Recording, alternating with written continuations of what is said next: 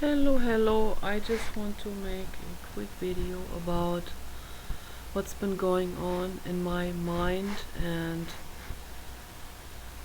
thinking about humanity and how we can solve problems. And I am certainly no exception, and I am right in the middle of it. And I see where my issues are, I see where my problems are. It's very difficult for me to see above my own horizon sometimes, and it's just, it happens just in any kind of situation in life.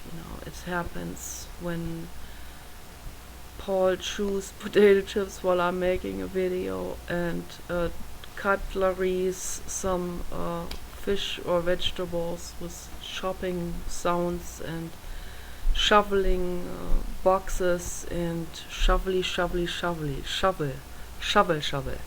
and that's a little irritating. And then I realized, wait a minute, the very subject of this book, by Thich Nhat Hanh.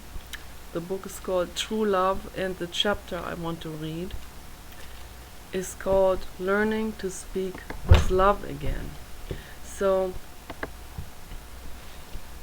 as you can see, I am kind of like struggling with that myself. And it's not that I got mad at him or anything, but I talk sternly, and then my voice gets a little louder before I even notice it myself. So he reminds me of that. And it's always painful when he reminds me of it. And then I realize, I have gotten mad again. I have to come back down to ground zero and tune myself back in. And I see how incredibly difficult this is, this path, this treading.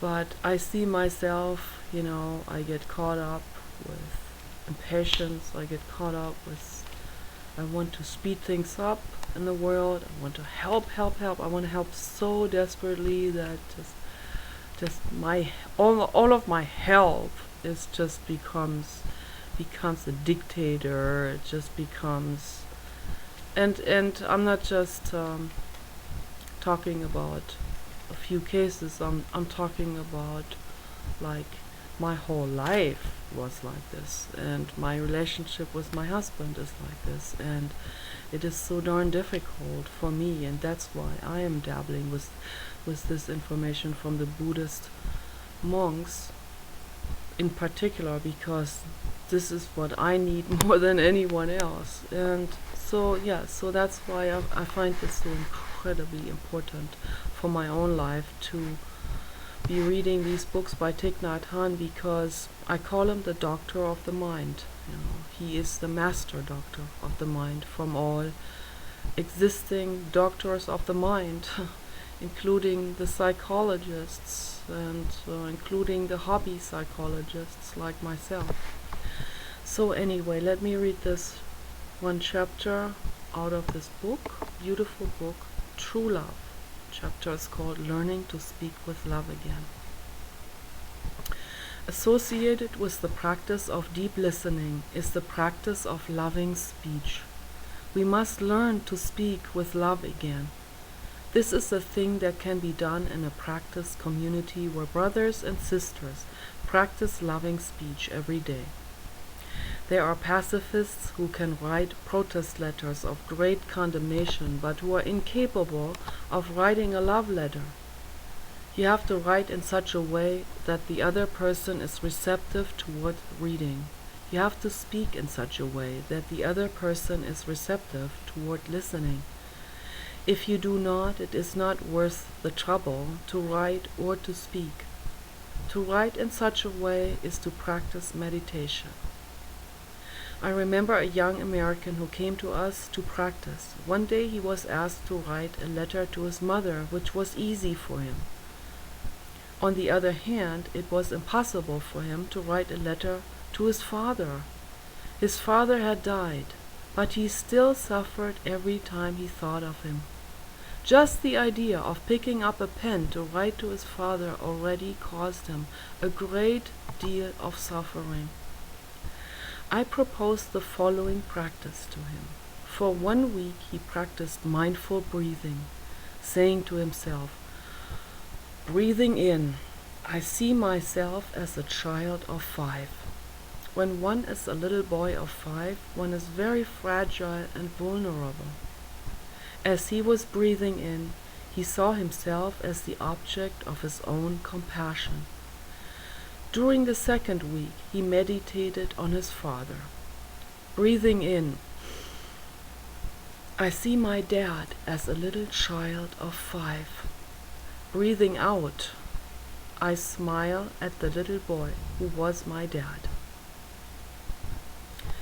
For a whole week, the young American practiced very faithfully and very enthusiastically. He put a photo of his father on the table, and every time he walked into the room and looked at it, he practiced mindful breathing. He had never imagined that his father could have been a child of 5.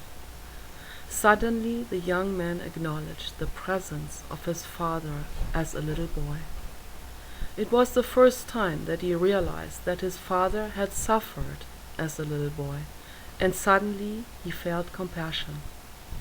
Finally, one evening he found it possible to write a first letter to his father. That transformed him completely, and now he has peace in his heart. Meditation is the practice of looking deeply into the nature of your suffering and your joy. Through the energy of mindfulness, through concentration, looking deeply into the nature of our suffering makes it possible for us to see the deep causes of that suffering. If you can keep mindfulness and concentration alive, then looking deeply will reveal to you the true nature of your pain, and freedom will arise as a result of your sustaining a deep vision into the nature of your pain. Solidity, freedom, calm, and joy are the fruits of meditation. Take care.